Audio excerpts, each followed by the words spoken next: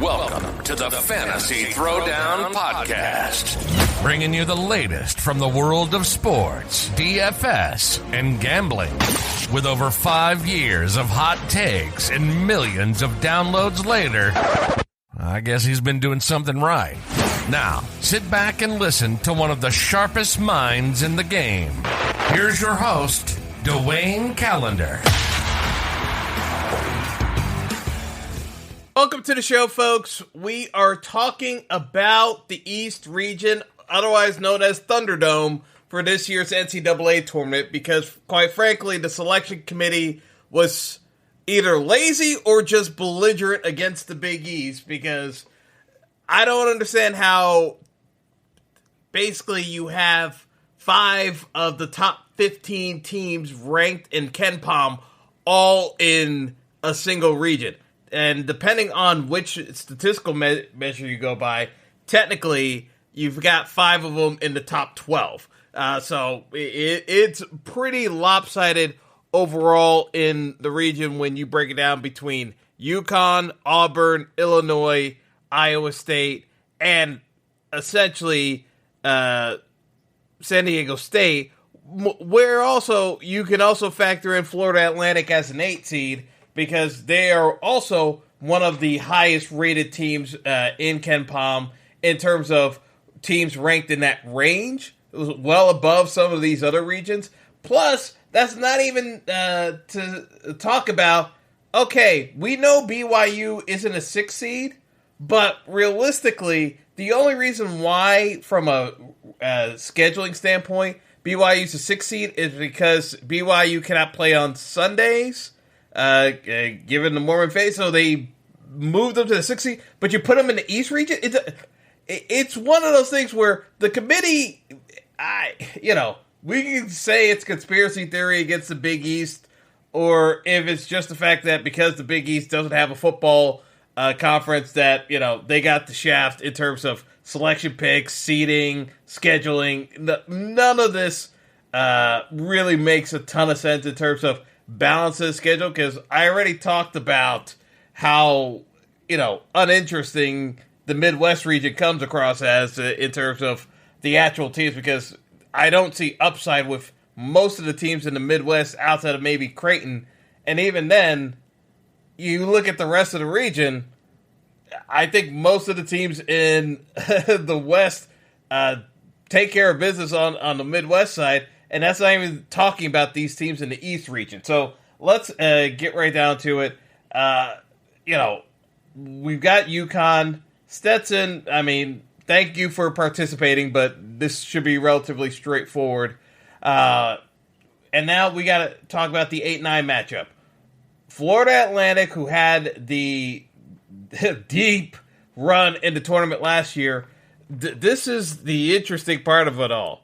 Florida Atlantic brought back the exact same roster as last year that made the tournament run.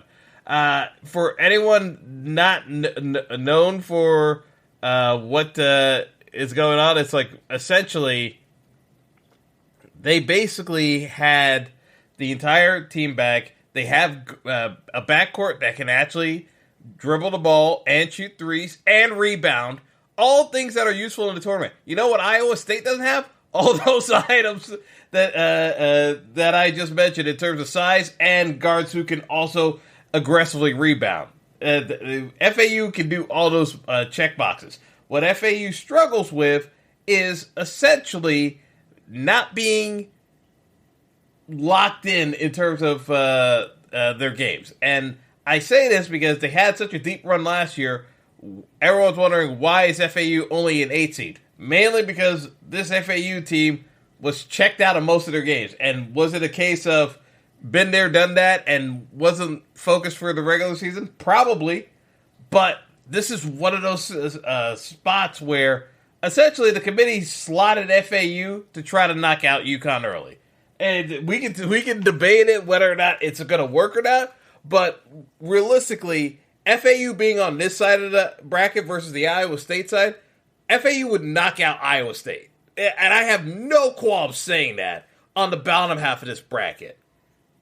FAU was basically set in to do a job against UConn. And yes, I know the Northwestern fans are annoyed that I'm basically like writing them off that, they have a good team too as a 9 seed and they can do a run in the tournament. That's nice. FAU's a better team than Northwestern. That's the simple truth of the matter. FAU is a better team than Northwestern. It's just a matter of, do we get the FAU team that made the run last year, or do we get the FAU team that gotta look past most of their competition? Because, Northwestern is a great 3-point shooting team from beyond the arc, and there's not really a question as to whether or not Northwestern can stroke it, and they can play solid defense. That being said, in terms of their biggest wins, they upset Purdue.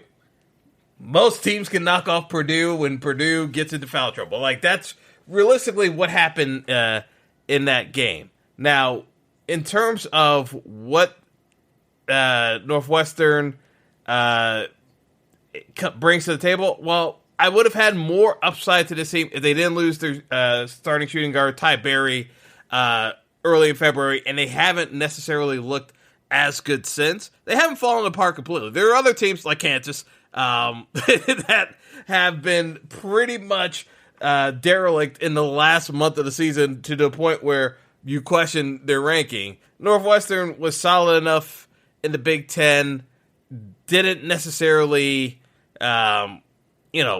falter completely. Like they're just a solid team. So again, I'm not trying to dismiss Northwestern completely. They absolutely deserve to be in the tournament. Unlike some teams that got in. Virginia, like we saw you just get blown out by like 30 points last night. The game wasn't even close. Shame on the committee. Again, the seeding was bad. The teams that got left out were bad. Some of the teams that got brought in were bad. Virginia was one of the most obvious cases of a team that had no business being in there. Northwestern deserves to be in this tournament. The only question is, I don't think they have enough firepower at this stage if Florida Atlantic is locked in. If Florida Atlantic is locked in, they should be able to beat Northwestern by 10. Like, that's the truth of the matter. Is the line favoring Florida Atlantic by that much? No. But it's still very much a 3-point spread between the two teams. But it's one of those cases where, again, nice story with Northwestern, but in terms of a tournament profile, they don't have the firepower to match up with a UConn. Florida Atlantic has size, guard play, and they can also rebound the ball. They're just not as talented as UConn. So, again, with that being said in the top half of the bracket, I'm still taking UConn. And I know this question has come up a lot. I know folks think they're sneaky saying maybe UConn gets upset in the Sweet 16 by Auburn. Auburn is being selected by a large proponent amount of people who who think they're getting different by essentially fading UConn, going to the Final Four, and picking Auburn instead. You're not getting that different. The truth of the matter is, you're really not getting different. Auburn is still a pretty popular pick overall in terms of how their selections are going. Now, in terms of the alignment, you're still looking at a case where you're getting a good amount of folks picking Auburn into a spot. Now, the only thing I could say from this standpoint, it's not as though it's a long shot, because technically from a probability standpoint, Auburn, when we and I kind of look at the data of what probable matchups you would have. If Auburn were slated to face UConn head to head, UConn would be favored by about 3 points, maybe juice up to 3.5. It's not going to be a 5-point spread. It's going to be within 4 points. I think 3.5, 4 points is the max UConn be favored over Auburn. So, are folks going to be picking Auburn for the upset? Yes. Is it that much of a deviation where no one's picking Auburn? No. You're still getting a number of folks in the public that are going to be picking Auburn. So I'm not saying it's a bad idea to pick Auburn over UConn. What I'm saying is it's not as sneaky as you think it's going to be. It's the same component where you're essentially going to pick, and we'll get to Iowa State. I have things to say about Iowa State. The folks who are saying, okay, Auburn knocks off UConn, and then I'm going to have Iowa State to cover myself points-wise, so I think Iowa State's better than Auburn. First of all, Iowa State's not better than Auburn. If Auburn's knocking off UConn, Iowa State's losing to Auburn as well. They're playing on the level that they can play at in order to beat UConn. Iowa State does not have the ceiling of an Auburn. That's the first caveat. Second caveat is, in terms of the way the public picks teams, you're still going to have a situation where the public, when they're not picking a 1, they're picking the 2 seed to advance through. So you're still going to have a decent amount of percentage of folks picking Iowa State. And I think by and large you're going to have the public pick Iowa State over, say, a Marquette, mainly because some of the news coming out of Marquette is still undecided in terms of the Kolek injury. So that's where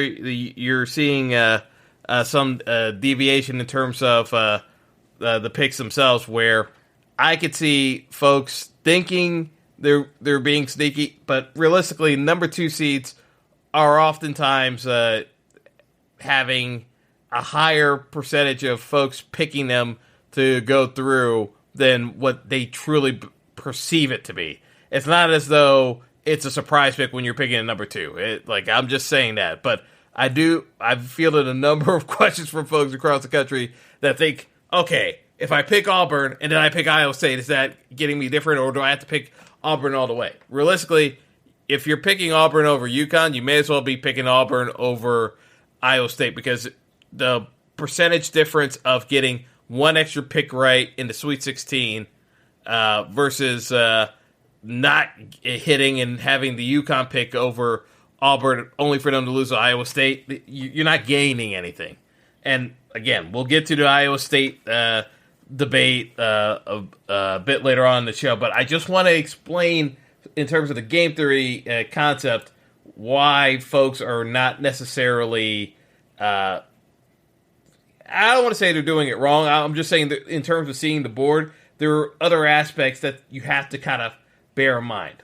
So, with that being said, the true dark horse of the region, and again, it's not that it's a dark horse, it's just that I think people just forgot what happened. I honestly think people forgot what happened.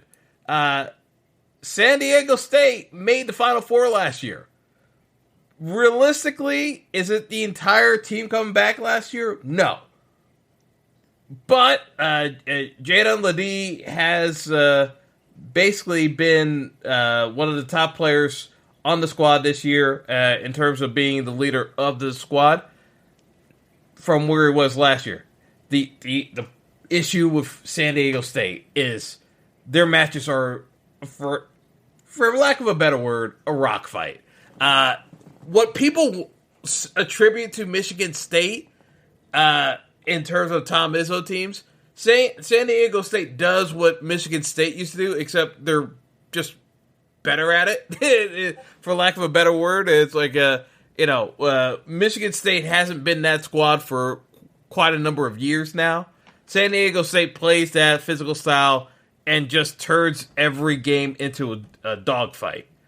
And so part of the appeal for San Diego State is the fact that, from a public perception standpoint, I don't think people remember San Diego State was in the Final Four last year. This is one of those weird spots in that the Aztecs are still ranked in the top 10 in defense, again, according to Ken Palm. The question is, are they going to be able to score enough points? Because realistically, no one on this team scores points. Outside of Ledee, who averages about 16 points a game, no one averages more than 10 points a game.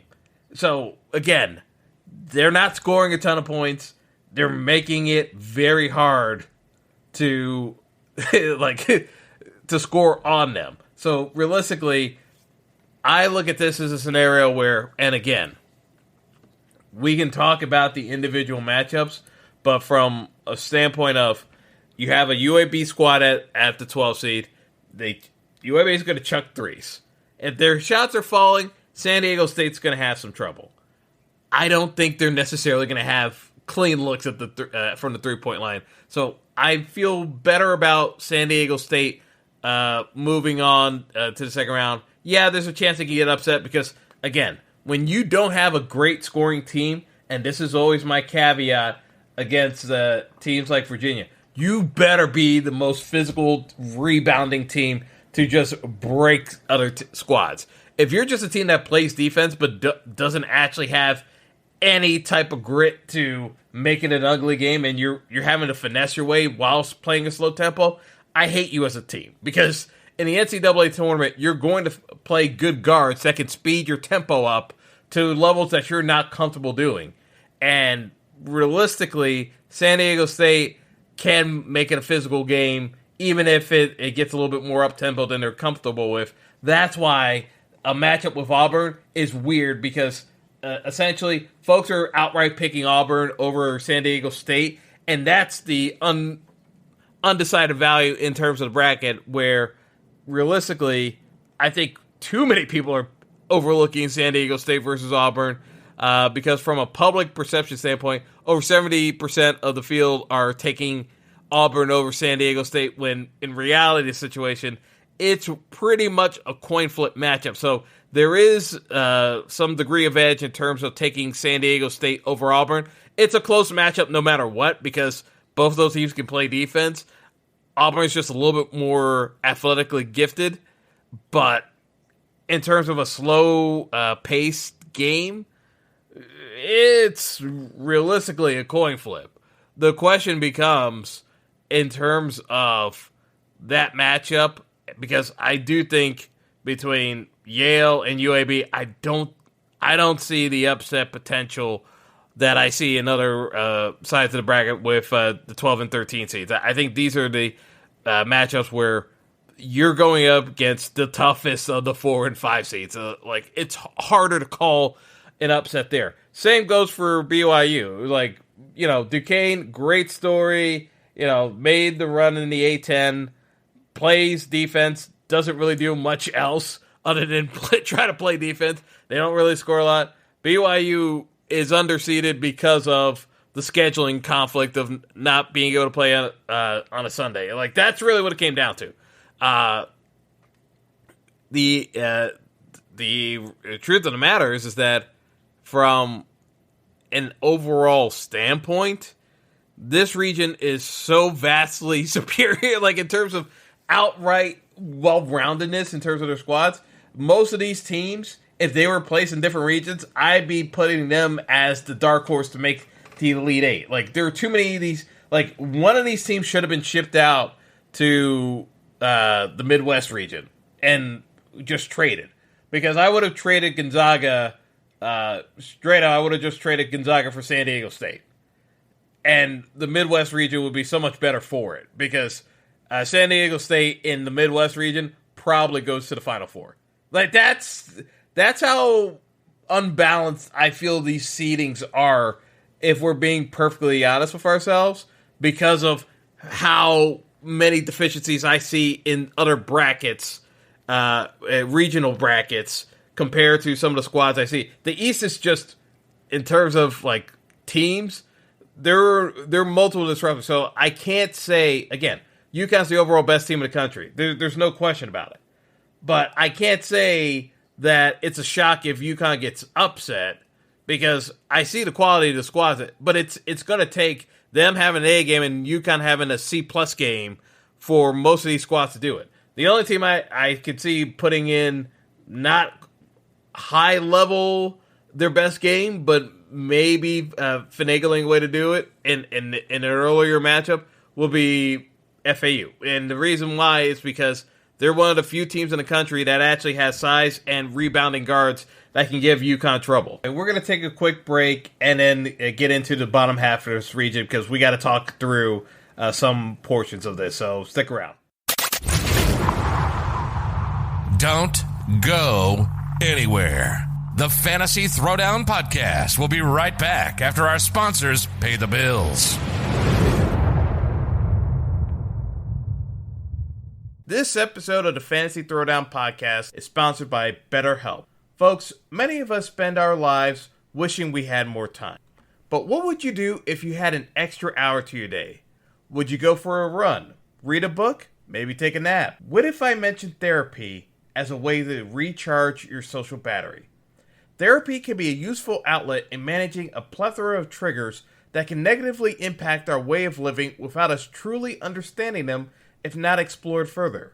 It's helpful for learning positive coping skills and how to set boundaries to empower you to be the best version of yourself. BetterHelp is entirely online and designed to be convenient and flexible to suit your schedule. Learn to make time for what makes you happy with BetterHelp. Visit BetterHelp.com/throwdown today to get 10% off your first month. That's BetterHelp, HELP.com/throwdown. Welcome back to the show. Hope you got your popcorn ready.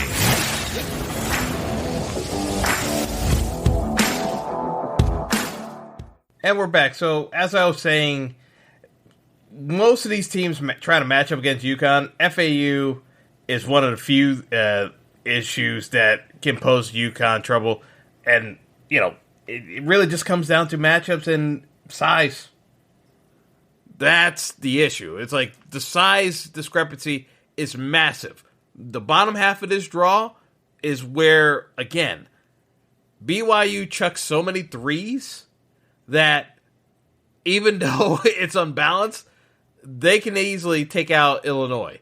Illinois is one of the squads that, on paper, I get the recommendation with Illinois. It's not as though Illinois is a tough team. The Terrence Shannon can absolutely turn it on, and realistically, the issue I have with this team is the fact that they're so lackadaisical defensively that I think BYU can torch them from beyond the arc, and Illinois will be very confident just playing loose. If you want to see something that could be dangerous, realistically, and this is for the pools where you have multiplier effects in terms of first round. If you have a multiplier effect for the seed times the points in the round, Morehead State versus Illinois in multiplier pools, and again, I'm saying multiplier pools. I'm not saying plus the seed. I'm talking about seed times the point per value per win. I'm seeing model projections put in Morehead over Illinois, and it's not because of they just want to have an upset. It's just because of the fact that the expected value of Illinois winning versus Morehead winning is just too high to ignore because it's a closer matchup than what the experts will probably tell you on TV.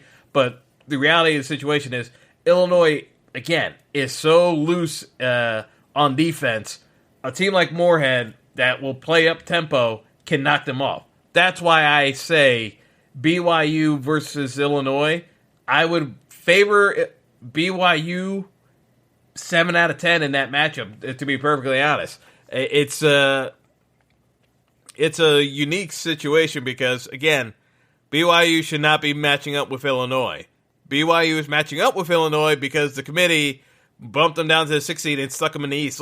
Again, at least one of these teams should have been shipped out to the Midwest. Probably two. It's in exchange for the Midwest. I can't stress that enough that the seeds that are in the East should not be in the East. This is not a balanced schedule. South Carolina and Oregon, should have been higher seeded. There's just the seeding is a mess this year. The selection committee just did a terrible job. It was there's no ifs, ands, or buts about it because I'm talking about BYU and Illinois knocking each other off.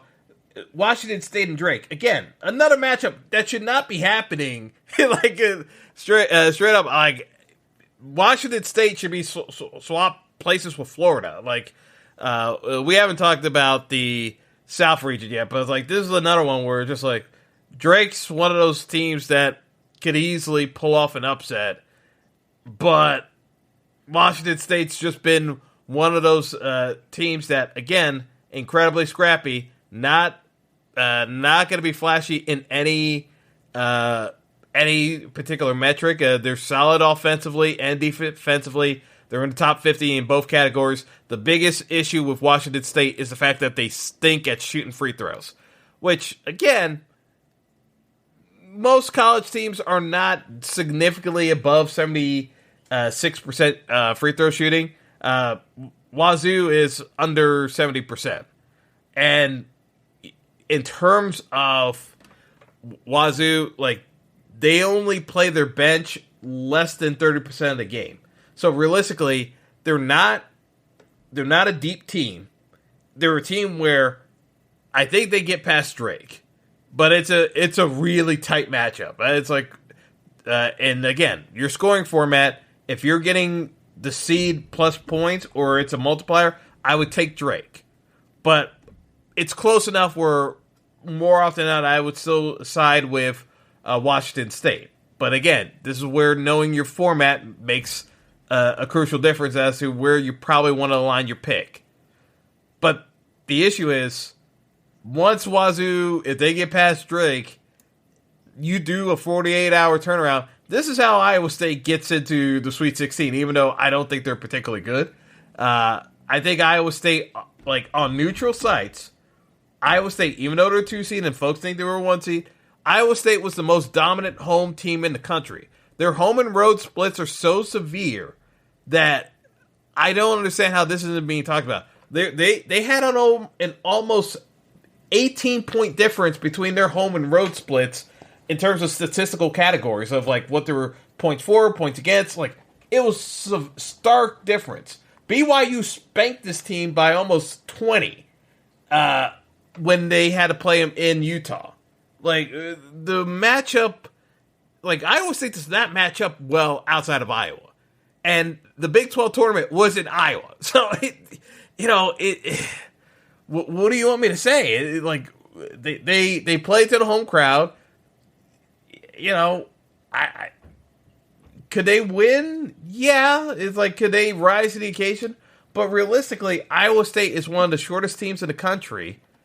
And because they won a ton of games at home, yeah, they do. But it's not as though, it's not as though realistically, and again, one of the issues with Iowa State, everyone expected this team to be 7th in the Big 12 this year. They completely over-team. They double-team opponents, they swarm the ball, but again, they cause turnovers. But in the NCAA tournament, teams are better ball handlers than most of the squads you're covering in the middle of the regular season. So the reason why I hate Iowa State style is that, it in certain cases, and this is like kind of goes back to the old VCU argument. The reason why VCU worked wasn't necessarily the style of play of swarming teams. And even Arkansas, if you go all the way back to the 90s of how Arkansas used to play, the swarming defense, yes, it can cause problems for teams that can't ball handle. But more often than not, the deeper you get into the NCAA tournament, the more likely you're facing elite ball handlers where the double team gets punished exponentially. So Iowa State may be able to get away with this for the first 2 rounds. The issue is, eventually, they're probably matching up with either Illinois or BYU. Now, they could score against Illinois. If they get a matchup with BYU on a neutral site, hammer the line on BYU. Because it's gonna go pretty much the same way. BYU will be able to match up with them, and BYU will be able to get off their 3-point shot against Iowa's defense. Like, they're gonna beat the double team and have a wide open look from 3. Like, that's how the Iowa State gets beat, is when you break the press and the double teams ain't working. good offensive teams that can pass the ball and move it around, they're going to scorch Iowa State. Like, it's the reason why I hate Iowa State being in this region, because, casual folks are just going to keep picking Iowa State. The edge here is you probably want Iowa State out of here, and again, they may be able to get away with it in the first 2 rounds. If Washington State wins, they may be too tired to deal with Iowa State. If Drake wins, I would take Drake over Iowa State. And that's the weird part about this bracket. It's like the teams are solid enough that you're actually going to need some of the breaks to go your way from a game theory standpoint to get this region right. Because I could see games swapping in a couple of different directions. But I do think in terms of the quality of the teams, this is far and away the strongest region, and it's not even close. The question is that you've got so many teams that could potentially make a deep run, including UConn, that you have to ask yourself, if you're picking an upset of UConn, you got to be willing to commit with that team to the Final Four, because, kind of haphazardly giving a win and taking someone else and running it up in line with Iowa State, it's not going to work. Because if UConn's getting upset in this region, I'm pretty sure Iowa State's getting knocked out, but well ahead of UConn. That's the reality of the situation with this region because of how the matchups have been set up. They did not make things easy for UConn because of this top half of the draw. UConn should win this region, and I think UConn should still be the favorite overall. Nothing has changed my mind in terms of the odds of winning for UConn. They're 4-1 still to win the title. It's deserved. It's just going to be tricky because the matchups are trickier, but they're better than these teams. The bottom half of the draw, the teams not named Iowa State could easily knock off Iowa State. To me, if you're not playing UConn, you need to get different. Whether you're going with a Cinderella story like a BYU, yes, you can play Auburn, but it's not as sneaky as you think it is. Folks, I've heard folks ask about Illinois. It's doable. Just understand, Illinois could get knocked out at any point in this tournament. It will not shock me because of, again, the lack of defense on that squad. Any team gets off a hot shooting day, they can knock off Illinois. It's like Illinois is just playing to try to outscore everyone, and that's not the easiest way to play in the NCAA tournament. You got to have some level of defense more often than not. It's tough to just rely on scoring the entire way through. It's easier to play defense all the way through the way San Diego State does than play offense all the way through. You're going to have a bad shooting night at some point. That's usually the case with the NCAA tournament anyway. So hopefully that kind of helps you guys put into a frame of mind of how you should be approaching the East region. Because, yes, I would still recommend, by and large, for your pool size, if it's less than 100 people, you should still be taking UConn. That would be my personal opinion. For pool sizes under 100, I think you get more value in that sense of still going with the favorite. But if you've got larger pool sizes wherein you're getting upset points, or the size of the pool is, you're getting closer to 500, 1,000.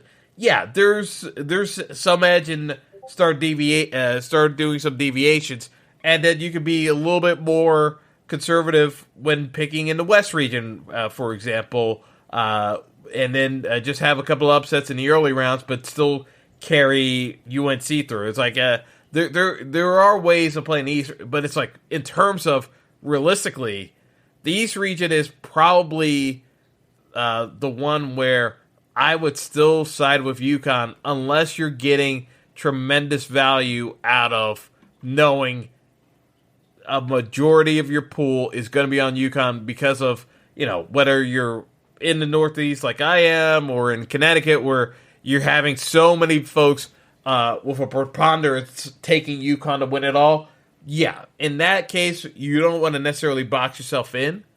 But I think, by and large, you're still going to have some difficulty getting some of these guys through. So I would say, realistically, from a true dark horse perspective, San Diego State is in the exact same spot they were a year ago with a very similar profile in terms of roster that can actually get it done.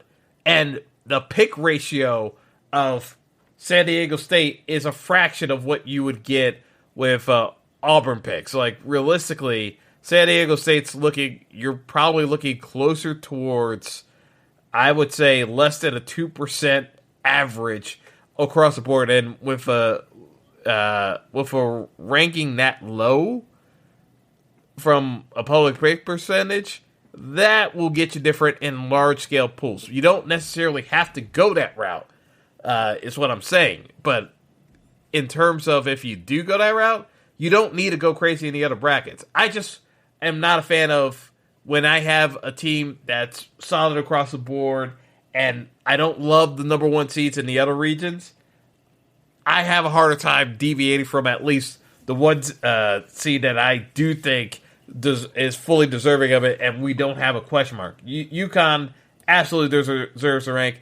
It's just a tough region draw to kind of get through. So, anyway, that's going to do it for the East region. We will cover the South and some final thoughts on your bracket strategy. So, until next time, good luck, folks.